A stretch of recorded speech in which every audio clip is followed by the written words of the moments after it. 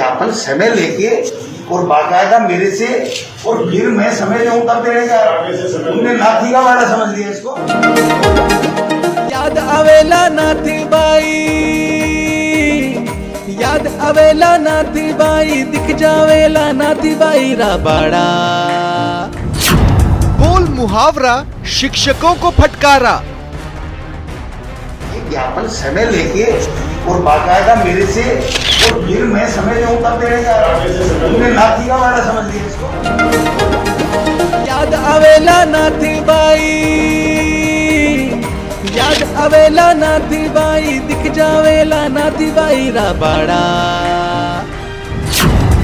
लेकर चटकारा बीजेपी ने लगाया नारा। नाथी के बाड़ों में हो गए, नाथी के डर लग गए। जब से आया सोशल मीडिया पर छाया,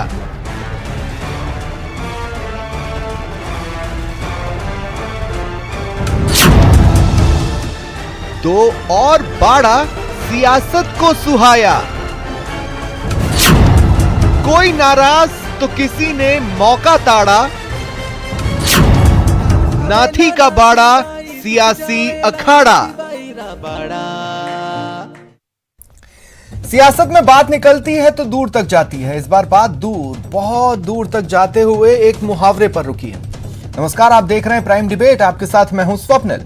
नाथी का बाड़ा, जो ये नहीं जानते थे, गूगल कर जान चुके हैं। ये एक दानवीर की दास्तां है जिसका सियासी फसाना चल रहा है। शिक्षा मंत्री ने टीचर को डांटा, बीजेपी ने उससे नारा बना लिया। राजेंद्र राठौड़ खाला जी का बाड़ा ले आए, बाड़ाबंदी का बाड़ा भी उछाला गया। सोशल मीडिया मीम से पट गया। सवाल यह है कि असल नाथी का बाड़ा का सुध नहीं लेने वाले मुहावरे के इतने मुरीद क्यों हुए जा रहे हैं। आज इसी पर बहस। पहले प्राइम डिबेट के प्राइम सवाल नंबर 1। यह प्रकरण, इसकी जो शुरुआत रही है वो रही है शिक्षा मंत्री गोविंद सिंह डोटासरा जब शिक्षकों को डांट रहे थे। लेकिन उस पूरे प्रकरण में शिक्षक गलत थे या मंत्री डोटासरा। सवाल नंबर 2, ये जो राजेंद्र राठौड़ जी ने खाला जी का बाड़ा कहा है, आखिर ये बीजेपी का खाला जी का बाड़ा है क्या। और सवाल नंबर 3, ऐसा क्या हुआ कि बाड़ा पर यह सियासी अखाड़ा सजता चला गया।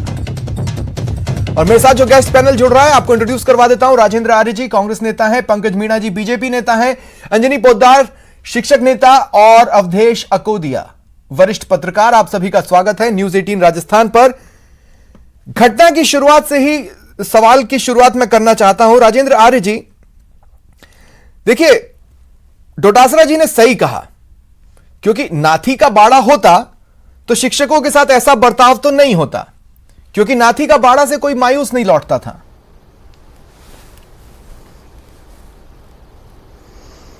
स्वप्निल जी, मेरे ख्याल से राजस्थान में प्रचलित ये लोकोक्ति इस मतलब प्रकरण में मिसकोट हुई है, तो इसका कोई इतना ज़्यादा तूल देने की या इसको ज़्यादा बेवजह इतना खींचने की जरूरत नहीं है। और जहाँ तक मतलब बिगड़े बोल और बयान देने की बात है, तो उसमें अगर आप चाहे नेता प्रतिपक्ष गुलाब चंद कटारिया जी की बात हो, उन्होंने जो शौर्य और वीरता के प्रतीक राजस्थान उस पर मैं कल डिबेट बुला चुका हूं, उस पर मैंने कांग्रेस और बीजेपी दोनों का पक्ष जान लिया। तो मैं अभी आपसे बुला चुके हैं, लेकिन उस चीज को तो भुला ही नहीं जा सकता। कोई फरियादी आएगा तो भुला ही नहीं जा सकता, उसको समझाया बुझाया जा सकता है, उसको डांटना जरूरी है।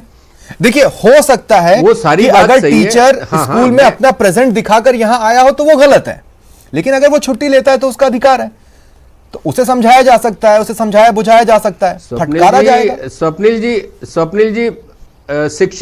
स्वप्निल जी शिक्षा विभाग का एक पूरा का पूरा अपना एक तंत्र है। और माध्यमिक शिक्षा बोर्ड राजस्थान का जो आपका डायरेक्टर ऑफ एजुकेशन है वो बीकानेर के अंदर है। वहां पे शिक्षा निदेशक बैठते हैं और वो सारे के सारे इन मामलों को देखते हैं।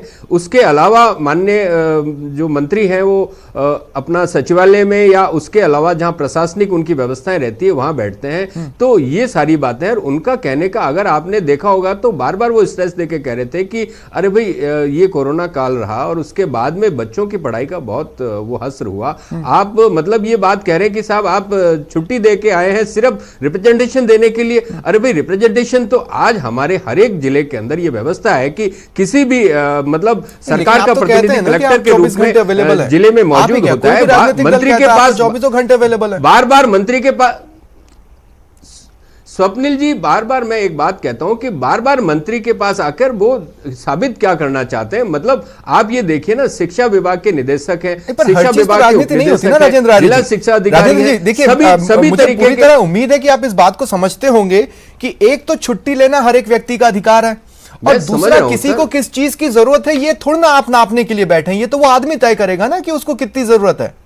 मैं नापने आदमी तय करेगा, लेकिन जो हमारे शिक्षकों का प्राथमिक दायित्व होता है वो बच्चों की शिक्षा का वो जो नुकसान नहीं होना चाहिए। उन्होंने सिर्फ यही कहा कि भाई आप सिर्फ रिप्रेजेंटेशन देने के लिए छुट्टी लेके आए, तो मतलब आप गंभीरता को तो समझिए ना। अंजनी जी मेरा सवाल अब आपसे ये है, तो ये होता क्या है ना कि ये आप लोग ना बहुत ज्यादा राजनेताओं की दौड़ लगाते हैं। तबादला सीजन और उस दौरान आने वाली तस्वीरें मैं कभी भूल नहीं पाता। बहुत ज्यादा दौड़ते हैं आप लोग नेताओं की तरफ, तो वो भी कहां गलत हुए फिर अगर वो डांट दे कभी? स्वप्निल जी, हम बार बार तत्कालीन सरकार से भी और वर्तमान सरकार से ये मांग करते रहे हैं कि स्थायी एवं पारदर्शी स्थानांतरण नीति बना दी जाए, जिससे शिक्षकों को इन नेताओं के द्वार पर दस्तक नहीं देनी पड़े। करते ही हैं पूर्ववर्ती सरकार भी एक बार और करके क्या हासिल होता आपको? नहीं, पर सुनेंगे नहीं तो बार बार निवेदन कर रहे, जब विभाग के मुखिया के पास ही तो जाएंगे, किसके पास जाएंगे? विभाग का मुखिया यदि नहीं सुनेगा। और नाथी का बाड़ा जो विषय है, इससे ज्यादा गंभीर विषय यह है कि माननीय मंत्री जी ने उन शिक्षकों को यह कहा कि आपको शिक्षक किसने बना दिया?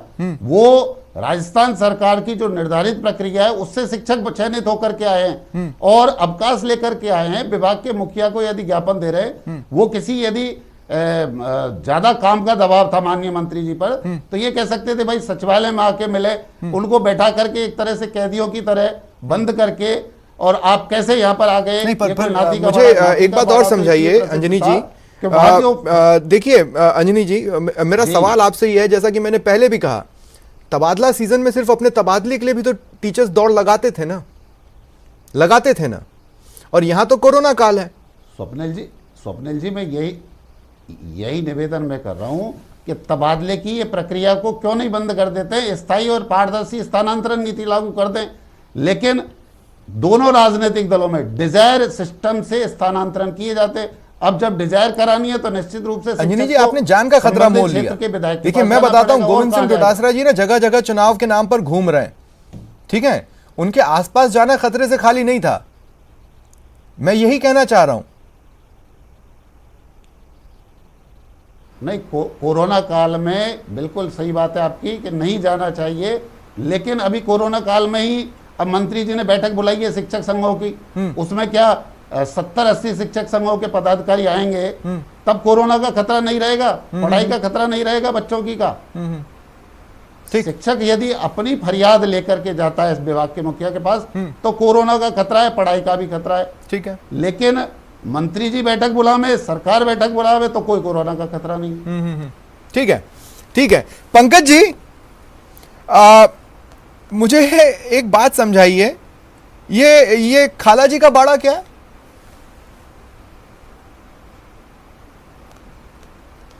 स्वप्निल जी, राजस्थान में बाड़ा सामान्यतः एक ऐसे एरिया को बोलते हैं जहां पशु बांधे जाते हैं या एक खुला स्थान होता है जहां हम खेलने कूदने का काम भी कर सकते हैं। एक ऐसी जगह को बाड़ा बोला जाता है। परंतु पिछले 2.5 साल में देखा जा रहा है कि बाड़ा शब्द इस कांग्रेस सरकार में बहुत ज्यादा प्रयोग हो रहा है और कुछ ज्यादा ही महत्व हो गया इस बाड़े का।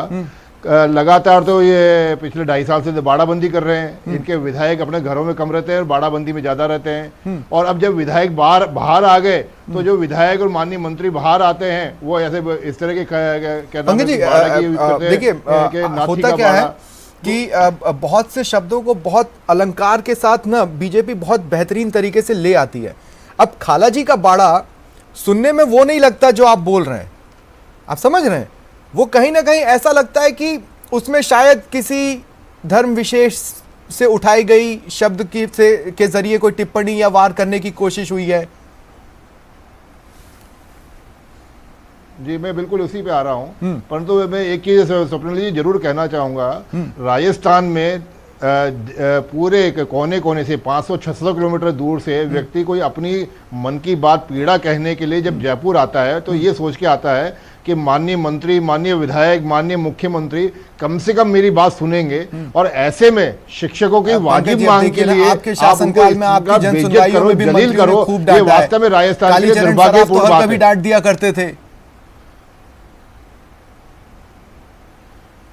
मैं क्या कह रहा हूं, आप सोचिए, ये जो शिक्षक नेता जो आए वो 500 किलोमीटर दूर से आए, कोई 12 से चल के आया, कोई गंगानगर से चल के आया है, पूरी पूरी रात चला है, और उसका इस प्रकार से अपमान करना शिक्षक का, जिस देश के अंदर गुरु गोविंद दऊ खड़े काके लागू पाव, मतलब भगवान से ज्यादा दर्जा दिया गया शिक्षक को, वहां माननीय मंत्री ऐसे खालाजी का बाड़ा कहकर कांग्रेस के सेक्युलर होने के स्टेटस पर सवाल उठाए हैं। नहीं, ऐसा नहीं है। देखिए, खाला का बाड़ा, ये खाला शब्द आप ठीक कह रहे हैं कि अल्पसंख्यकों के लिए प्रयोग किया जाता है, अल्पसंख्यकों में उपयोग किया जाता है इस चीज का, और ये मौसी के लिए यूज किया जाता है। और कब किया जाता है इसको भी थोड़ा सा समझने की आवश्यकता है। जब छुट्टियों में बच्चे अपने ननियाल में आते हैं तो वो एक जिस खाली स्पेस में खेलते कूदते रहते हैं, वो एक बाड़ा, मतलब ऐसा माना जाता है कि मौसी का बाड़ा है, मौसी के इस एरिया में खेल रहे, कूद रहे, बदमाशी कर रहे हैं, तो उस बाड़े के लिए खाला का बाड़ा उपयोग किया जाता है। और जिस प्रकार से एक लोकतांत्रिक देश के अंदर लोकतांत्रिक प्रक्रिया से एक राजनीतिक दल की जो मीटिंग आयोजित की थी, वहां एनएसयूआई के कार्यकर्ताओं ने जब गुंडागर्दी मचाई, वो निश्चित रूप से उन्होंने खाला के बाड़ा जैसे दुरुपयोग करने की कोशिश की। जिस प्रकार से गाँव में खाला का बाड़ा का दुरुपयोग छोटे बच्चे करते हैं, उस प्रकार से। पंकज जी, आगे आपके पास आऊंगा। अवधेश जी, आपके पास आ रहा हूँ इस माफी के साथ कि थोड़ा देर हो गई आपके पास आते हुए। अवधेश जी, मेरा देखिए, विडंबना क्या है कि अगर असलियत में कोई जाकर नाथी का बाड़ा का माइलस्टोन या वहां का रेलवे स्टेशन या नाथीबाई जी की समाधि को अगर देखेगा तो वो ये सोचेगा कि चमकाना तो इस इलाके को चाहिए था, लेकिन चमका दी गई सियासत।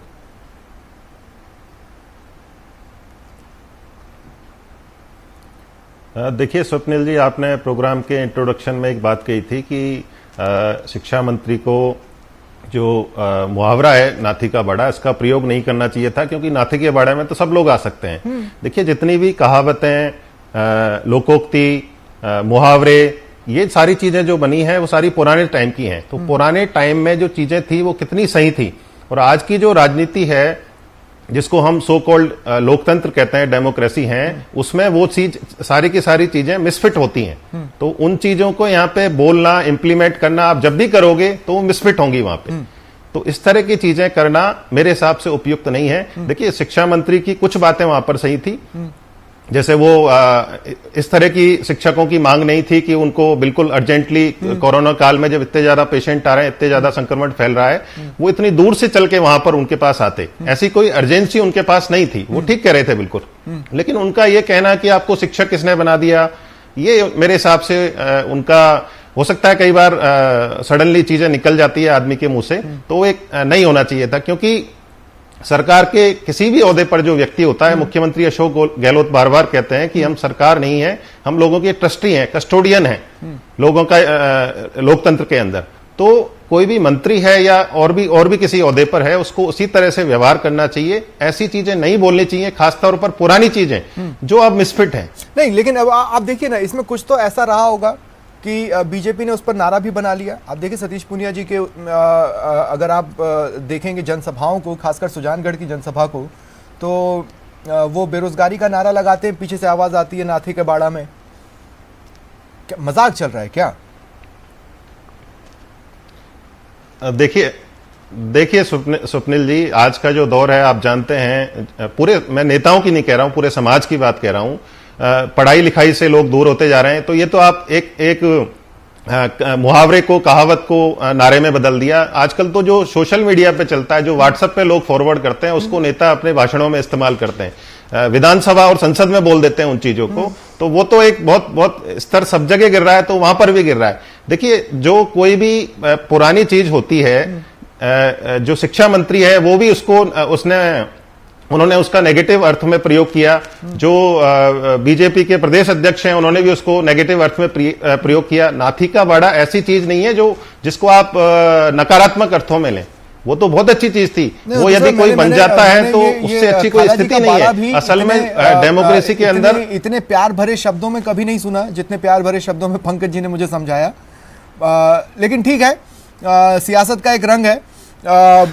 मैं राजेंद्र आर्य जी एक बार फिर आपके पास आ रहा हूं। राजेंद्र आर्य जी, देखिए कोरोना चल रहा है, कहां जाना है कहां नहीं जाना है ये तो लोग तय करेंगे ही, सियासत क्यों नहीं तय करेगी? आप भी तो वोट मांगने जा रहे हैं, अपॉइंटमेंट लेकर जा रहे हैं क्या? अगर जनता जनार्दन है तो अपॉइंटमेंट लीजिए। गोविंद सिंह डोटासरा जी तो घूम रहे हैं, हम अपॉइंटमेंट ले, कल क्या मैं आपकी कॉलोनी में आ सकता हूं? जनता जनार्दन है सर। स्वप्निल जी अभी मैंने उनको आकोदिया जी को भी सुना और पंकज मीना जी को भी सुना, ये कह रहे हैं कि खाला जी के बाड़ा, तो ये इनका शुरू से जहर फैलाने का, समाजों में विद्वेष फैलाने की हमेशा से नीति रही है। और उसके अलावा मैं बताना चाहता हूँ भाजपा पूरी तरीके से बौखला गई है। कारण क्या है कि इनके अनुराग ठाकुर जो वित्त राज्य मंत्री हैं, जो सुजानगढ़ में प्रचार के लिए आए तो किसानों ने उन्हें काले झंडे दिखाए तो भाजपा कार्यकर्ताओं ने किसानों को पीट दिया। दूसरा, खेमाराम जी के बारे में प्रचार कर रहे हैं, तो खेमाराम जी के कार्यकर्ताओं को राजेंद्र राठौड़ के नारे लग रहे हैं, खेमाराम की हाय हाय हो रही है। तो नहीं, सुनिए सर, मेरी बात सुनिए। चुनाव का जेल में डाल दिया, इस तरीके की, अगर किसानों को मारा गया तो आप जेल में डाल देते।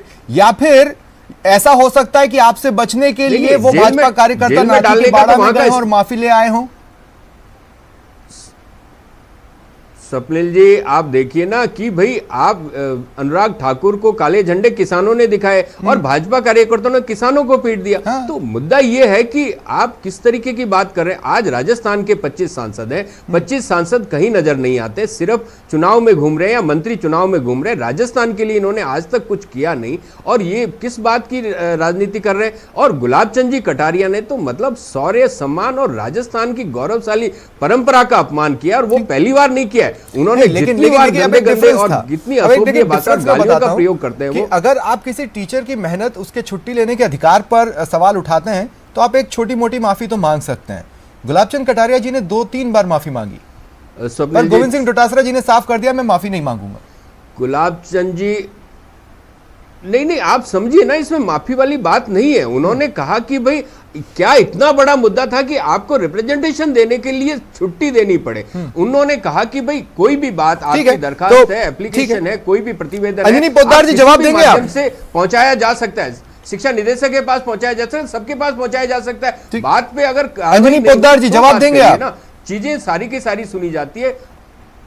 स्वप्निल जी, ये आर्य साहब जैसा कह रहे हैं, वो जो प्रकरण लेकर के आए थे, 2 वर्ष से व्याख्याता से प्रधानाचार्य पद पर पदोन्नति लंबित पड़ी है। उन 2 वर्ष से पदोन्नति नहीं हुई है, जबकि अन्य समस्त संवर्गों की शिक्षा विभाग में और अन्य विभागों में पदोन्नति लगातार होती रही है। तो 2 वर्ष का सब्र करना कोई कम समय सीमा नहीं होती है शिक्षकों के लिए। आप उनको पदोन्नति से वंचित कर रहे हैं, उनके अधिकारों से वंचित कर रहे हैं। उसके लिए यदि अवकाश लेकर के ज्ञापन देने गए हैं तो या तो सरकार तय कर दे भाई कब ज्ञापन देने जा सकता है शिक्षक, अवकाश लेकर के भी ज्ञापन देने जाए उस पर भी रोक है, और आम दिनों में जाए तो मिलते नहीं है मंत्री जी। तो आखिर सरकार ये तो निर्धारित कर दे भाई किस समय ज्ञापन दिया जा सकता है विभाग के मुखिया को। और यदि विभाग के मुखिया को ज्ञापन लेने में ही आपत्ति है तो ये कह दे शिक्षक फिर किसी को ज्ञापन देने ही नहीं जाएंगे, अपनी व्यथा अपने पास लेके रहेंगे। अपनी व्यथा का निस्तारण करने के लिए ठीक है, मांग तो करेगा। और ये केवल ऐसा नहीं कि ये इसी सरकार में हो रहा है, पूर्ववर्ती सरकार में भी शिक्षकों के सम्मान के प्रति खिलवाड़ होती रही है। और मैं शिक्षक प्रतिनिधि होने के नाते ऐसे जो शिक्षकों के सम्मान है उनका हम तीव्र निंदा करते हैं। ठीक है, पूर्ववर्ती सरकार में भी शिक्षक दिवस के दिन 5 सितंबर को काले मोजे, काले बैग तक रखवा लिए गए। ये शिक्षकों का सम्मान होता है इस राजस्थान में। हाँ, ये तो पंकज जी आपको बताना चाहिए क्या ये शिक्षकों का सम्मान होता है? काले रंग से तो आप बहुत डरे थे, खासकर जैसे जैसे चुनाव नजदीक आ रहे थे वैसे वैसे। अंजनी पोद्दार साहब एक बात स्वप्निल जी, ये जो शिक्षक नेता अंजनी पोद्दार जी यहाँ बैठे हैं, शायद एक बात बता नहीं पा रहे, कह नहीं पा रहे। ये जो मांग थी कि व्याख्याताओं का प्रिंसिपल से प्रमोशन के जो मांग के लिए आए थे शिक्षक यहाँ पे मंत्री जी से मिलने, खाला के नाथी के बाड़े के अंदर, वास्तविकता तो यह है कि डोटासरा साहब 6 महीने पहले इन शिक्षक नेताओं को वादा कर चुके हैं कि आपका व्याख्याताओं का प्रिंसिपल से प्रमोशन कर दिया जाएगा, और उसके बावजूद 6 महीने के बावजूद अभी कुछ नहीं कर पाए। और अभी आपको याद होगा विधानसभा का जब सत्र चल रहा था 10,000 से ज्यादा शिक्षक यहाँ पे बैठे थे इसी बात के लिए कि डोटासरा साहब आपका जो वादा था उसको पूरा करिए।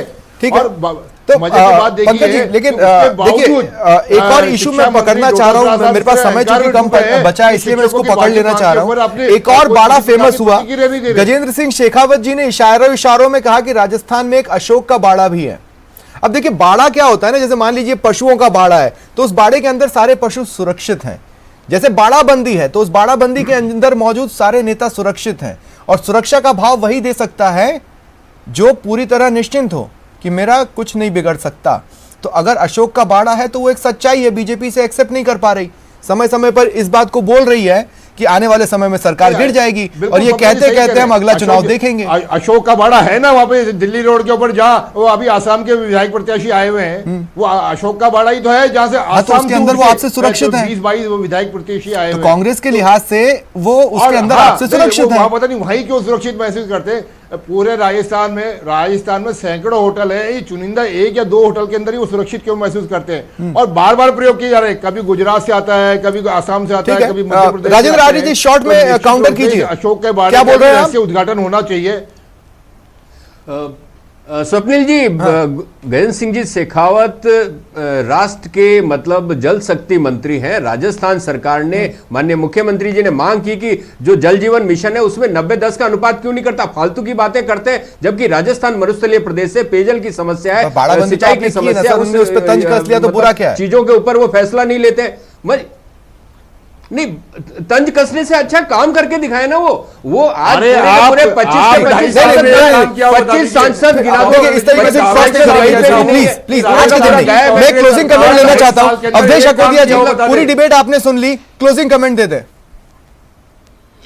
जी देखिए, राजनीति में ना नाथी का बाड़ा है ना खालाजी का बाड़ा है, ये सबकी तरफ से लोकतंत्र का खेल बिगाड़ा है। सब मिलके लगे हुए हैं लोकतंत्र को गिराने में। जो डेमोक्रेसी का असल मकसद है उसको कोई पूरा नहीं करना चाहता, उस पर कोई नहीं चलना चाहता, और सब मिलके लोकतंत्र का सत्यानाश करने में लगे हुए हैं। इसमें सब भागीदार हैं, मैं किसी पार्टी का नाम नहीं ले रहा हूं, कमोबेश सब इसमें हिस्सेदार हैं। ठीक है, शुक्रिया आप सभी का मेरे साथ जुड़ने के लिए और इस चर्चा में शामिल होने के लिए। फिलहाल इतना ही, यह था प्राइम डिबेट। नमस्कार।